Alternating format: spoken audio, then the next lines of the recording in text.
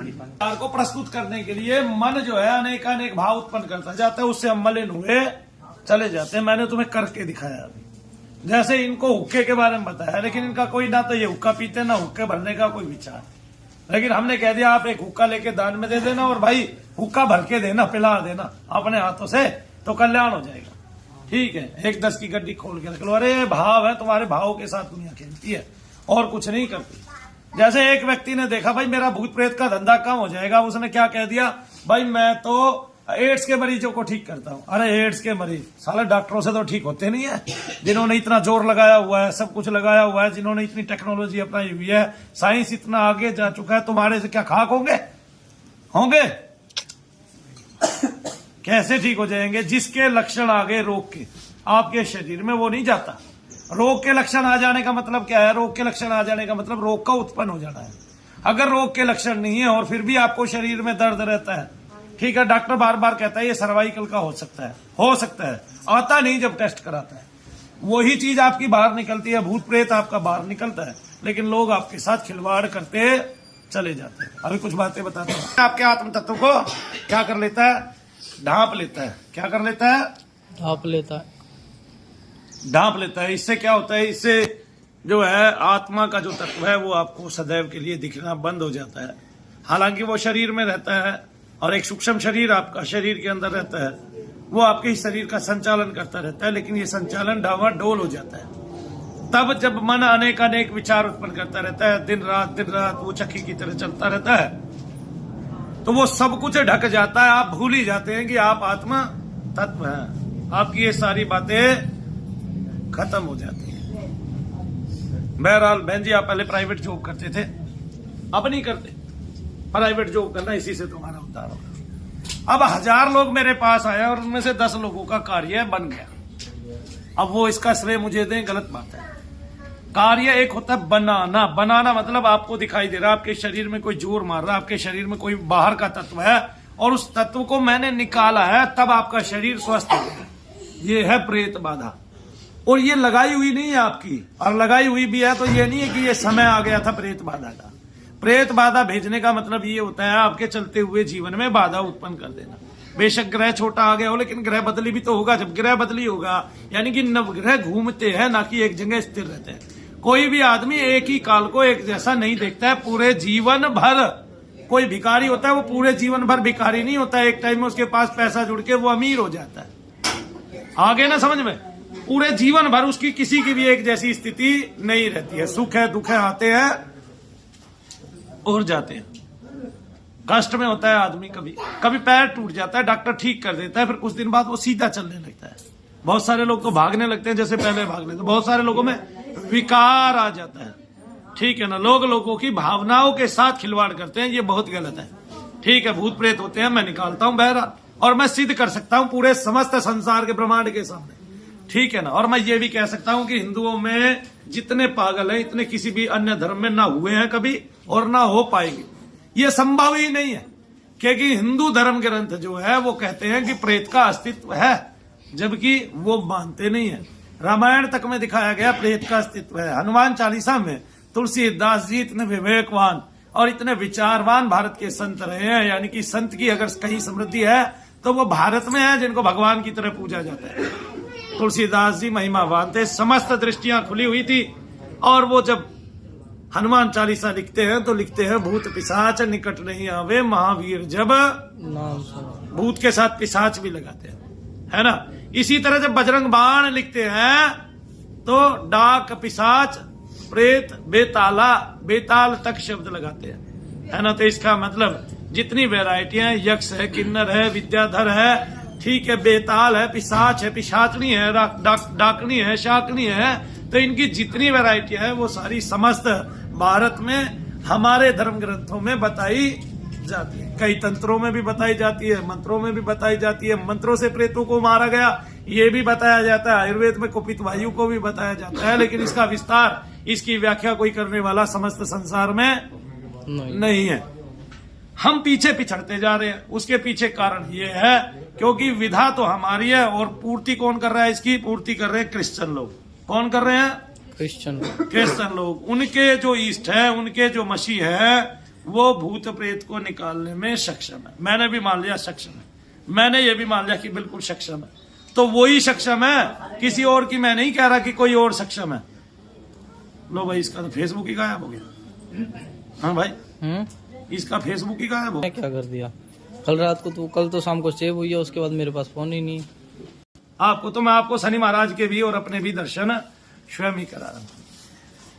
तो एक जगह 10,000 लोग बैठे हुए हैं, 10,000 में से बहुतों की मनोकामनाएं पूर्ण होने वाली है और बहुतों की पूर्ण नहीं भी होंगी, लेकिन बहुतों की तो पूर्ण होंगी ही होंगी। तो जिनकी पूर्ण होगी वो उस धाम में, उस महात्मा में श्रद्धा व्यक्त करता है जहां पे वो जाता है, जिसके सामने वो बैठा है। बहुत सारी बातें एवं उदाहरण देके मैंने समझाया कि एक व्यक्ति लाखों का मूर्ख कैसे बना गया। ये हिंदुस्तान है, हम हिंदू भाषी लोग हैं, हमारे में सरलता बहुत है और सहसा हमारे विश्वास को कोई भी ठग डालता है। खैर, हम ठगे जाए इसमें भी कोई ना कोई तो उन्नति होगी ही, ठीक है, ना भी ठगे जाए इसमें भी कोई ना कोई उन्नति है।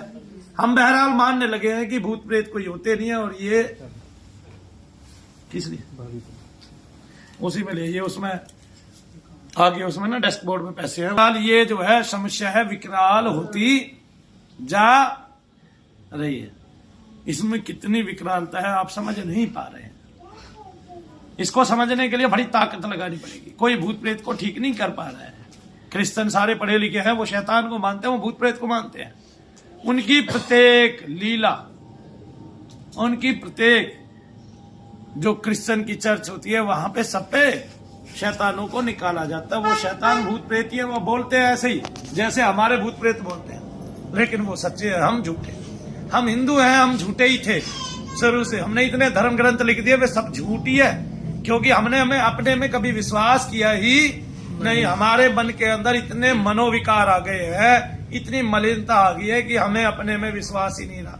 तुलसीदास जी कौन है और तुलसीदास जी भारत के कितने बड़े संत हैं, उनको इसकी महत्ता पता ही नहीं है ना। हनुमान चालीसा भी सुनते हैं तो हनुमान जी को मानना भी बंद ही कर दिया गया है, ठीक है।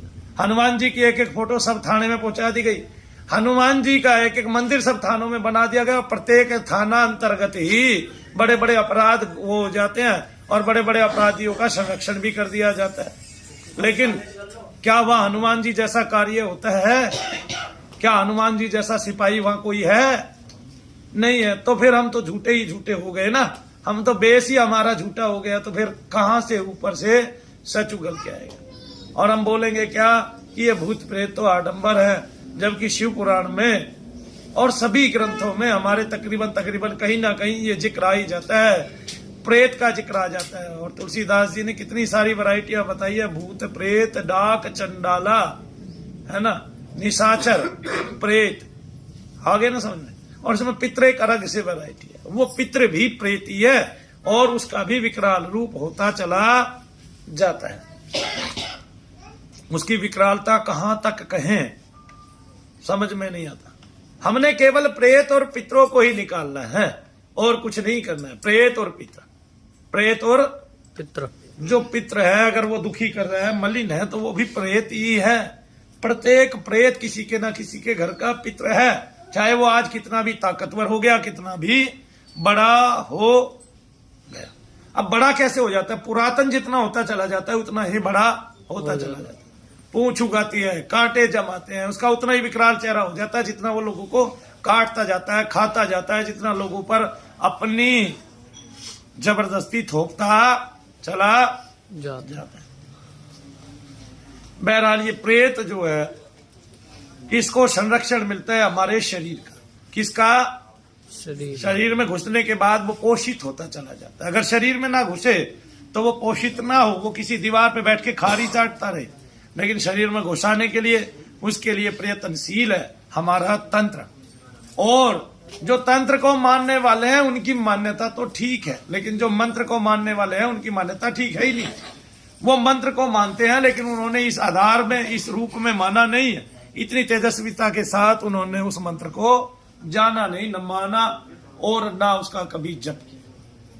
बहरहाल 1 लाख मंत्र जप करने से ये प्राप्त होता है, वशीकरण की सिद्धि प्राप्त होती है। 2 लाख मंत्र जप करने से ईशित्व प्राप्त होता है, अपने इष्ट को प्राप्त करते हैं। 5 लाख मंत्र जप करने से आप स्वयं इष्ट का साकार रूप हो जाते हैं, इष्ट के गुण आप में झलकने लगते हैं। 20 लाख मंत्र जप करने से धर्म, अर्थ और काम जो है उसकी प्राप्ति आपको हो जाती है, और 50 लाख जप करने से आप मोक्ष की गति को प्राप्त होते हैं। ऐसे एक एक मंत्र की साधना है। हमने कब की? हमने करके ही नहीं देखा तो कैसे बताएं किसी को कि उससे कुछ प्राप्त होता है कि नहीं होता है। तो हमने किया ही नहीं, हमने इतना समय दिया ही नहीं, हमारा समय व्यर्थ बातों के लिए। बहरहाल एक छोटा सा जीवन है, उस जीवन में आधी उम्र में हम खा पी लेते हैं, सो लेते हैं, आधी जो बच जाती है उसमें भी हम बोर हो जाते हैं। क्या हो जाते हैं? बोर। जबकि उस आदि में हमारी संतानें भी आती हैं, पत्नी भी आती है, ठीक है, हम बोर हो जाते हैं। पति पत्नी से बोर हो जाता है, एक टाइम देखना चाहता है, एक टाइम नहीं देखना चाहता, ठीक है। 2-4 साल बाद वो बुढ़ी बुढ़ी सी लगने लगती है, उसका आकर्षण कहीं और आ जाता है। ऐसे ही ना, हाँ, एक वो नाटक आया करता था, अपनी बीबी दाल के जैसी और की बीबी लगती है मुर्गी। ऐसे ही ना आता था, मुर्गी है, काटो गर्दन और खा लो। तो मन के आकर्षण अलग अलग है, मन का केंद्र अलग अलग है, लेकिन मन की सत्ता ने, मन के विचारों ने धूमिल किया है किसको? आपको, स्वयं को। और उस स्वयं को धूमिल करने का मतलब यह है कि आपके अंदर अन्य किसी आत्मा का वास होगा। अब लोग क्या कहते हैं कि एक शरीर में 2 आत्माएं नहीं रह सकती। क्यों नहीं रह सकती भाई? लिखा है कहीं एक शरीर में 2 आत्माएं नहीं रह सकती। एक शरीर का 2 आत्माएं संचालन कर सकती हैं, एक शरीर में 2 आत्माएं रह सकती हैं, लेकिन जो मूल आत्मा है वो केवल आज्ञा चक्र में विराजेगी। इसके अलावा जो दूसरी आत्मा है वो उसको चारों तरफ से काट काट के खाएगी, आगे ना जो अंदर घुसेगी, वो उसके चारों तरफ मलिनता फैलाएगी और उसके संचालन में बाधा उत्पन्न करेगी, क्योंकि आपके मन ने भुला दिया है कि आप स्वयं ईश्वर का अंश हो। आपके मन ने इतने तीखे तीखे विचार उत्पन्न किए हैं कि आपका भगवान की ओर आकर्षण हो ही नहीं पाता, अपने इष्ट की ओर आकर्षण ही नहीं हो पाता। तो जब अपने इष्ट की ओर आकर्षण ही नहीं हो पाता तो आप क्या करेंगे भाई? 91 लोग बहरहाल देख रहे हैं और 53 लोगों ने लाइक किया है, कितनी बड़ी बात है। अरे 504 रुपए भेज दिए, मुझे इन रुपयों की जरूरत नहीं है। आप सुने, आप आए, और जब हम कहें तभी आप कुछ भेजें, उससे पहले कुछ ना भेजें, क्या जरूरत है? ठीक है मनु भैया, मांगते तो है नहीं, और तुम्हें ये पता है कि जिनका एक्स्ट्रा में आ जाता है उसको लौटा भी देते हैं, लोगों की मदद भी करते हैं, संसार की भी मदद करते हैं, जगत के भी भले कल्याण के लिए लगे हुए हैं, और भगवान का भी प्रचार प्रसार करते हैं। एक पुस्तक है हमारी, हम नहीं बता सकते कितनी बाटी है, लेकिन हमारे पिछले साल की मूल पूंजी में से बहुत सारा हिस्सा जो है संस्था का, वो पुस्तक के दान करने में ही गया है। पुस्तक आप देखते भी हैं, और वो पुस्तक हम मुफ्त में देते हैं, जबकि वो पुस्तक हमें जो है पढ़ती भी बहुत महंगी है। बहुत अच्छे पेज की पुस्तक है, वो आप देखेंगे भी, और हमेशा हर साल वो छपती रहती है, हर साल वो बनती रहती है। ठीक है ना, पीछे हमने बहुत सारी पुस्तकें बनवाई थी, ठीक है ना, और लाखों की मात्रा में बनवाई थी।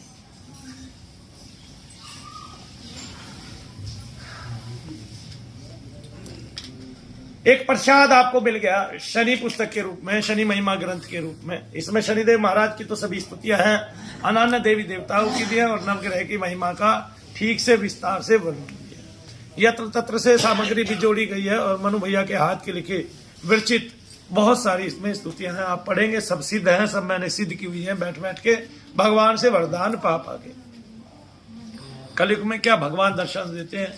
कोई युग ही ऐसी नहीं है जिसमें भगवान दर्शन ना देते हो और ना आते हो। कलयुग केवल नाम आधारा, सुमिर सुमिर नर उतर ही पारा। लेकिन इस वचन पे विश्वास तो करना होगा। जब करोगे ही नहीं, सुमरोगे ही नहीं, तो फिर पार कैसे उतरोगे? तो पार उतरने के लिए क्या करना पड़ेगा? सिमरन तो करना पड़ेगा, है? सांसों की माला पे सिमरूं मैं पी का ना। गला खराब हो चुका है, बोलते बोलते भी बहुत वर्ष हो गए हैं आप लोगों के साथ। तो हमारा जब तक हमारे शरीर में रहने वाले भूत प्रेत को निकाल दे, हम एक कामयाबी हासिल करें, दर प्रति दर हम एक एक कामयाबी हासिल करें। सीढ़ी दर सीढ़ी मनु भैया ने चढ़ी है।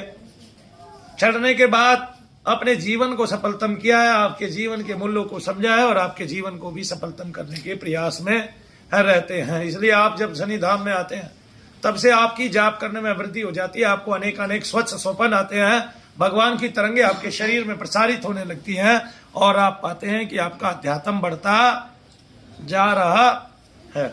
और यह अध्यात्म के बढ़ने का मतलब यह है कि आप लोग अनंत प्रकार से लाभ पाते हैं। वो लाभ आपके जीवन में सदा बने रहे और उन लाभों की कीमत आपके जीवन में हो और वो लाभ आपके जीवन को उत्थित करे और आनंदित करे, यही मैं चाहता हूं। और वह आनंद तब आता है जब आप जो है रोजाना लगातार क्या करते हैं, भगवान का नाम लेते हैं, जप करते हैं। प्रेत है, समस्या है, पितृ है, समस्या है, उस समस्या का निदान भी हमारे पास है, उसको हम जड़ से खत्म करने के लिए प्रयासरत है। मैंने 2-3 चीजें बताई हैं, वो आप कीजिए, धूप दान कीजिए, दीप दान कीजिए, जल दान कीजिए, ठीक है ना। इसी तरह से आप अपने ऊपर से वार के अन्नदान भी कर सकते हैं। लेकिन चूंकि मैं जो चीज दान कराता हूं उसमें भगवान का भोग जरूरी है और भगवान के भोग के लिए हम आपसे जब सामग्री का दान लेते हैं तो सामग्री जो है वो भगवान के मुख में जाती है, जिससे आपके कार्य को सुचारू रूप से गति मिलती है और आपका कार्य होता है। समस्त ब्रह्मांड के अंदर हमने बहुत अच्छे से उन्नतिदायक तरीके से और वैज्ञानिक तरीके से जो परंपरा जो विधि है उसको बदल के और वैदिक रीति से यानी कि यज्ञ के माध्यम से आप सबको करके दिखाया है कि आप सबकी समस्याओं को किस तरह से मूल रूप से जड़ से खत्म किया जा सकता है और सबसे तेजी से। इसके अलावा तेजी के अलावा सबसे अच्छी गति से और सबसे अच्छे आचरण से और सबसे अच्छी प्रक्रियाओं से गुजर के कि उस चीज को कैसे निकाला जा सकता है। हम प्रयासरत है। हमने अभी जो प्रक्रिया आजमाई है वो सीधा तांत्रिक पे हमले की आजमाई है। हम नहीं चाहते थे हम किसी पे हमला करें, हम नहीं चाहते थे हम किसी का मारण करें, क्योंकि मारण करने में आपके जो आवश्यक तत्व हैं, जो आपके सूक्ष्म तत्व हैं, जो आपके शरीर के तत्व हैं, वो गायब होते चले जाते हैं, जिससे आपके जीवन का विकास रुक जाता है। जैसे आपका रुका हुआ ऐसे अगले का भी रुकना चालू हो जाता है। जिस तरह से उसने आप पे बारंबार क्रियाएं की है उस तरह से मैं भी आपका बारंबार हवन करके अगले पे क्रियाएं करूंगा तो वो लोग भी लौट जाएंगे। और इसमें नो डाउट, कोई डाउट ही नहीं है, कोई संशय ही नहीं है कि आप लोगों को शीघ्र आपके शत्रुओं से छुटकारा मिलेगा। बहरहाल एक बार लग सकता है कि जब आप मेरे पास शुरू में आए हमने आपके तांत्रिक को मारण उसका चालू किया, उसकी सिद्धियां छीनी और उसका इष्ट को उससे विमुख किया, उसका जब तक को हमने छीन लिया, तो एक बार आपको लग सकता है कि आप पे दबाव बढ़ रहा है, क्योंकि ये आपका शरीर झेल सकता है, क्योंकि वो अपना प्रयास जरूर करेगा और उसने भी बड़ी मेहनत की है यहाँ तक पहुंचने के लिए। बेशक वो अच्छा बुरा काम कर रहा है, लेकिन बुरा काम करने वाले भी समाज में है, अच्छा काम करने वाले भी समाज में है। जीत अच्छाई की होती है। हमने अच्छी और नेक राह पकड़ी है, इसलिए हम जीतेंगे ही जीतेंगे और हमारे इष्ट की ही क्षमता है जो इस तरह के कार्य कर सकते हैं। अन्यत्र जितने भी देवी देवता हैं वो इस तरह के कार्यों को करने में और उन देवी देवताओं से इस तरह के कार्य को नहीं मांगा जाता है। हम सिद्ध है, हम शुद्ध हैं, हमारा मन शुद्ध है और हमने विशुद्धि के रूप में भगवान से सरलता के रूप में यही मांगा है कि जो लोग आपके भक्त हैं उन भक्तों का कोई शत्रु ना रहे, उनके शत्रुओं का मर्दन हो और सब लोग सुखी हो। हमने केवल यही मांगा है। अब हमारे इष्ट की ये अनुकंपा होनी चाहिए कि वो हमारे मन के भाव को समझे और हमारी व्यथा को समझे, हमारी पीड़ाओं को समझे और हमारे साथ न्याय करे और उनको उन निम्न लोकों में गिराए जिन्होंने हमारे लिए विपरीत कार्य किया है, जिन्होंने हमारे बच्चों के बढ़ोतरी को रोका है और जिन्होंने हमारे वंश की गति को रोका है, जो हम पर हावी होने जा रहे हैं, जो हमें रोजाना अपनी कोश लगाते हैं, जो बिना बात के बिना वैर के हमारे से वैर रखते हैं, जिनके हम दोषी नहीं हैं लेकिन वो हमारे दोषी हैं। तो शनिदेव महाराज न्याय करें और न्यायाधीश बड़े सख्त सने भक्तन को सुखकार, भक्तों को वो सुखकारी हैं लेकिन बड़े ही सख्त हैं। जो गन्ने की डांड है पोर पोर रसदार, जैसे गन्ने की डंडी पोर पोर रस से भरी होती है लेकिन ऊपर से इतनी सख्त होती है कि किसी के त्वचा पे अगर एक लगा दी जाए तो फौरन के फौरन हिसाब का पता चल जाएगा। वो त्वचा वहीं से ऊपर आएगी और वहां पे बड़ा सारा नील पड़ जाएगा। तो वो इस तरह के हैं और उनकी त्वचा भी ऐसे उमड़ेगी, उनकी त्वचा भी ऐसे ऊपर जाएगी और उनका कष्ट बढ़ जाएगा जो हमारे शत्रु हैं। तो शत्रु का मारण करेंगे, उसका विदारण करेंगे, शत्रु का नाश करेंगे। हमने कमर बांध लिया है, शत्रु के पास कुछ नहीं छोड़ेंगे। हमने कमर बांध लिया है, कोई कोर कसर हम अब नहीं छोड़ना चाहते धाम के भक्तों के लिए। तो हम उन सब का नाश करेंगे जो आज से पहले संसार में कभी किसी ने नहीं किया, वो मनु भैया करने जा रहे हैं। शनि धाम के किसी शत्रु को नहीं छोड़ेंगे, मनु भैया अपने किसी शत्रु को नहीं छोड़ेंगे, मनु भैया आपके किसी शत्रु को नहीं छोड़ेंगे। किसी भी प्रकार के शत्रु को हम कील देंगे, हम उसका कीलन करेंगे, हम उसका मर्दन करेंगे, हम उसका नाश करेंगे, हम उसका विदारण करेंगे। हम उसको कहीं का नहीं छोड़ेंगे। हम उसको इष्ट से, उसके इष्ट से विमुख करेंगे, उसके इष्ट को समझाएंगे कि ये आपके लिए ठीक भक्त नहीं है। कोई क्षेत्रीय देवता होगा, उसको छोड़ के तुरंत भागेगा, वो अपने जप तप को खो बैठेगा, अपने असर को खो बैठेगा, जिससे उसकी केवल चित्कार निकलेगी और जिससे उसका वंश गति नहीं पाएगा, वो अधोगति में चला जाएगा। तो उसके कष्ट बढ़ेंगे, ये मेरा वादा है आपसे। वो नाश की गति को प्राप्त होगा, ये मेरा वादा है आपसे। मनु भैया वो करके ही दिखाएंगे। तो जिसकी दृष्टि से भक्तों का कल्याण होता है और दुष्टों का नाश होता है, वो शनिदेव महाराज महाकाल, शमशान निवासी, पीपल में निवास करने वाले और दुष्टों को भय देने वाले। जब भैंसे पर सवार होकर, गदा लेकर, तीर कमान लेकर, धनुष लेकर, भाला लेकर, हाथ में ढाल लेकर, हाथ में अंकुश लेकर जब शत्रु की पीठ पर प्रहार करेंगे तो वो टूट जाएगा, अवश्य में टूटेगा ही टूटेगा। हमारी क्रिया उस पर जमने दो। मैं बता दूंगा ऐसी हजारों वीडियो जो ये कहेंगे कि हमारे शत्रु का नाश हो गया। हमने देखा मनु भैया, हमने यहाँ पर आकर 4 बार क्रिया कराई, हम 4 बार आए, हमने 4 बार हवन सामग्री कराई और हमारा शत्रु जो है वो विपरीत हो गया। अब हमें भी आनंद आने लगा है कि भगवान ने हमें बता दिया कि जो तुम पर वार करेगा उस पर मैं वार करूंगा। जय शनिदेव भक्तों, जय शनिदेव। बोलो सच्चे दरबार की जय, सबसे अच्छे दरबार की जय, बोलो शनिदेव महाराज की जय। तो मैं आपके नाम का जप करूंगा, दोपहर बाद हवन होगा, तब तक आप लोग परिक्रमा करके चेक करा के अपने घर जा सकते हैं। और हर्ष भैया आपका कार्य करेंगे। तो जो पहली बार से आता है, पहली बार से ही हम शत्रुओं का मर्दन करेंगे। एक बार आपके दबाव बढ़ सकते हैं, इससे घबराने की आवश्यकता नहीं है, क्योंकि क्रिया पे जो क्रिया जमी है वो क्रिया तो टूटेगी ही, साथ में तांत्रिक का भी दशा टूट जाएगा। उन्होंने जो जमा किया हुआ है उनका वो हाल खराब हो जाएगा। बहरहाल मैं हर्ष भैया से ये गुजारिश करूंगा कि वो एक बार आसन पे बैठ के अपने देवताओं को बुला के पूछे कि कल के यज्ञ का हमें क्या क्या फल प्राप्त हुआ है। जय शनिदेव। क्या वो हमने किया, हमने कर दिखाया और हमें इसके बहुत सारे उदाहरण भी मिले। कम से कम 4 परिवार हमें ऐसे मिले जिनके शत्रु का तुरंत नाश हुआ। वो बड़े लंबे समय से दीर्घ अवधि से आ रहे थे और उन्होंने कहा कि भैया ये फैसला करने में आपने देरी लगा दी। हमने उनको कहा कि देरी कभी भी नहीं होती है, इष्ट जब चाहता है तभी वो कार्य होता है। पहले वो शरणागति प्रदान करता है, फिर धीरे धीरे अपने भक्त को पुष्ट बनाता है, फिर संसार के समक्ष उसको खड़ा करता है और फिर अनेक अनेक परीक्षाएं लेते हुए उसको सुदृढ़ बनाता है और उसके अंदर वो क्षमता भरता है जिससे ऐसा करने की शक्ति उत्पन्न होती है। जय शनिदेव भक्तों, जय शनिदेव। बहुत सारे लोग प्रेतों को मारने में सक्षम भी है, बहुत सारे उनको आपके शरीर में ही बांधने में सक्षम है और हल्का कर देने में सक्षम है। बहुत सारे लोग तंत्र की कई क्रियाओं से आपको कुछ खिला पिलाकर आपकी चीजों को दबा देने में सक्षम है, लेकिन ये सक्षमता पूर्ण नहीं है। पूर्ण सक्षमता ये है कि आपके शरीर की चीज का धीरे धीरे उत्थान करे, उस तत्व को भी जो बहुत मलिन है पकड़कर साफ करे, स्वच्छ करे, ताकि वो कभी किसी तांत्रिक की पकड़ में ना आए और सदा के लिए शुद्ध हो जाए और वो शुद्ध होने के बाद आपको दुआएं देता हुआ उच्च लोकों में गमन करे। जय शनिदेव। जय शनिदेव।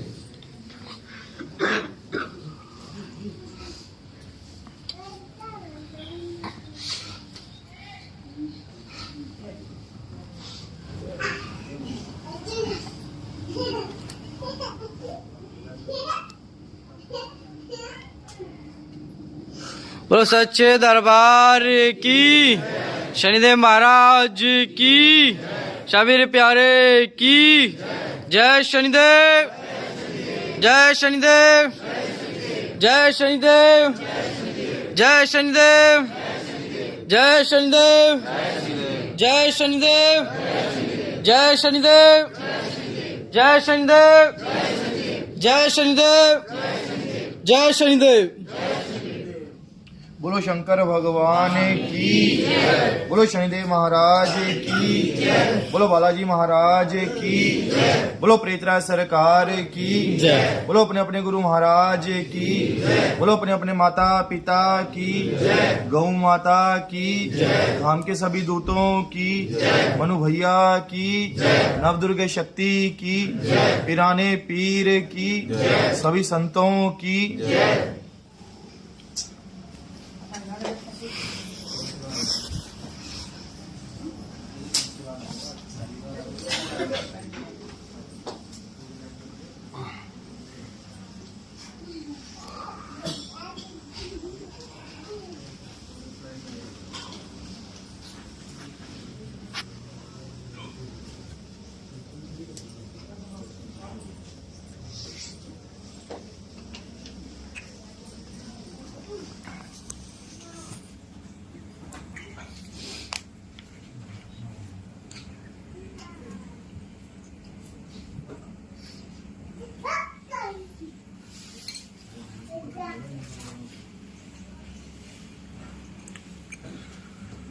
तो मैं सब लोगों को ये बताना चाहूंगा, तो शनिधाम में ज्यादातर भूत प्रेत का काम होता है।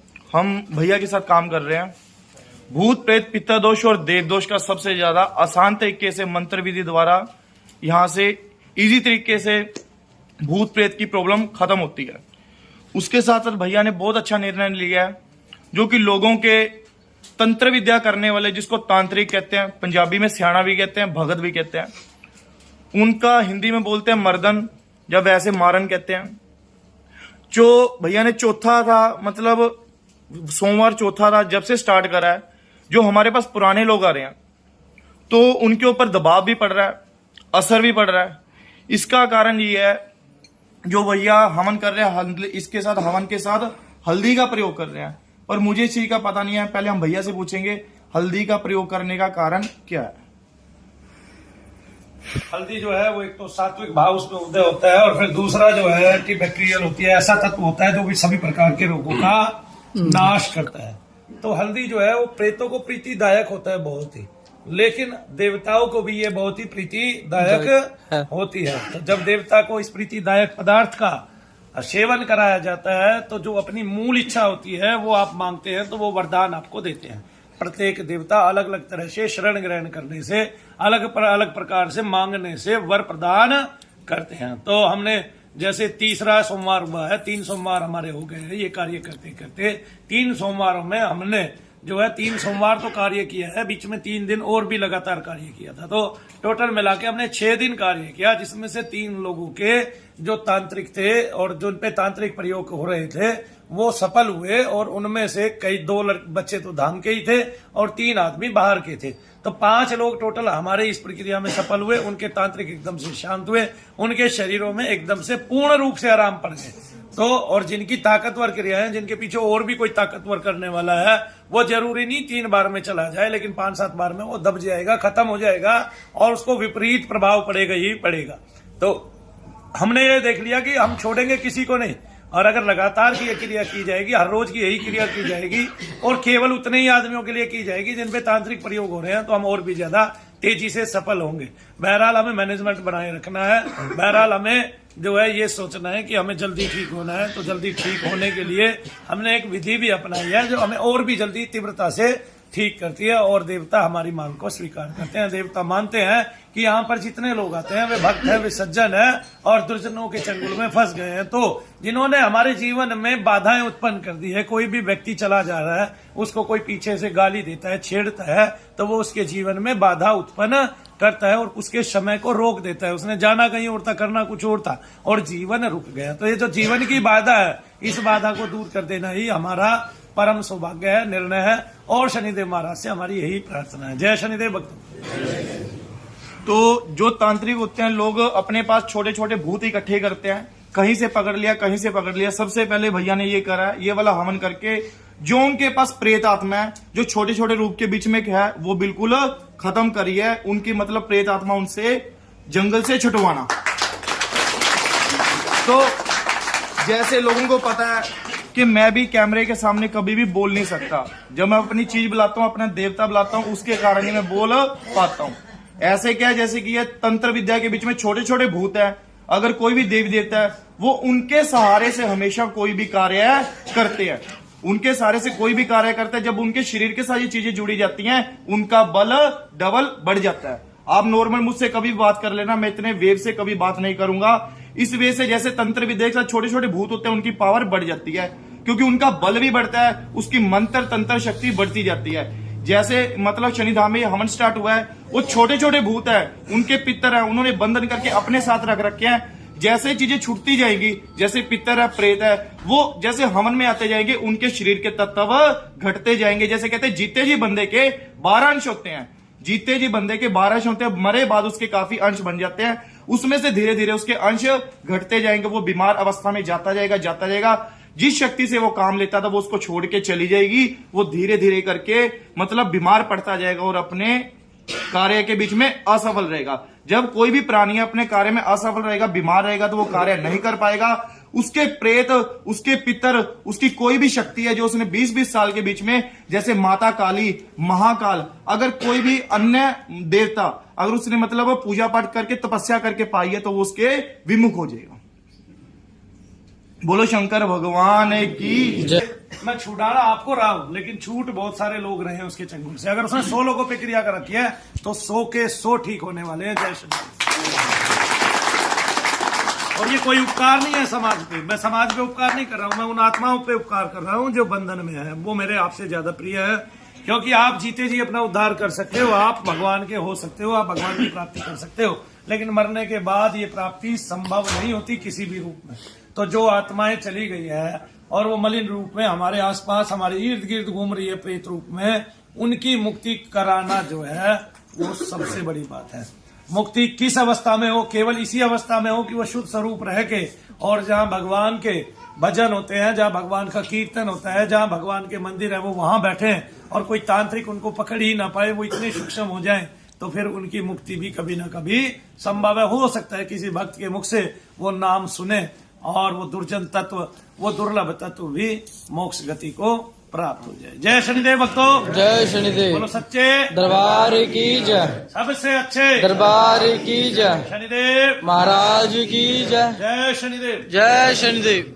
नहीं कोई आसपास भी लगता नहीं, तो हमारा कोई इसमें प्रतिद्वंदी नहीं, और कोई प्रतिद्वंदी बनना चाहता है तो खुले मैदान में आए। मनु भैया का पूरे ब्रह्मांड को, समस्त भूमंडल पर सभी को आह्वान है, और सभी के साथ मनु भैया ये कार्य कर सकते हैं कि मेरे पास रोज आने वाले 200 लोग हैं, वो उन 200 लोगों का नाम लिख के उनके लिए कोई भी कार्य करेगा। अगर वो सफल हुआ तो ठीक है, वरना हम उसको सफलता उससे पहले करके दिखाएंगे यज्ञ के माध्यम से। तो हम विश्व विजेता हैं, थे और रहेंगे। जय शनिदेव। जय शनिदेव। ये नहीं है कि मनु भैया केवल हिंदुओं के लिए कह रहे हैं।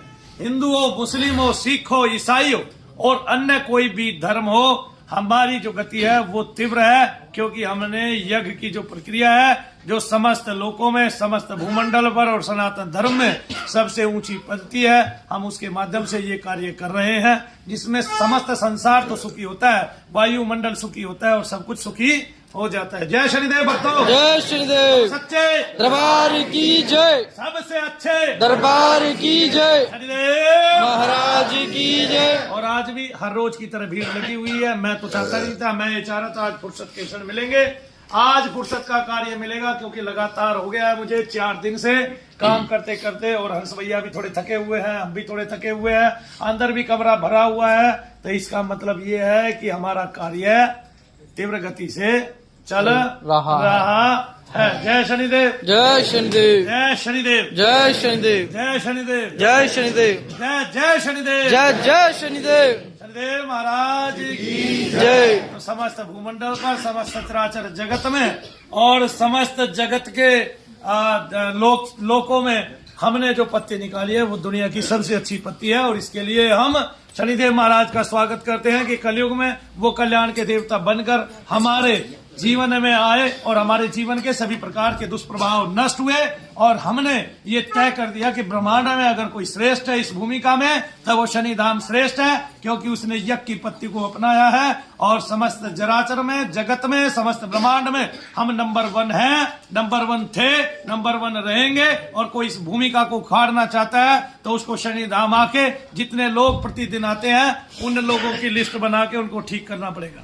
ठीक है, और समय देना पड़ेगा। इतने समय में फिर हम यहाँ बैठ के एक ही दिन में करके एक ही दिन में सबको फिट कर देंगे। जय शनिदेव भक्त, जय शनिदेव, सच्चे दरबार की जय, शनिदेव महाराज की जय, जय शनिदेव। जय शनिदेव।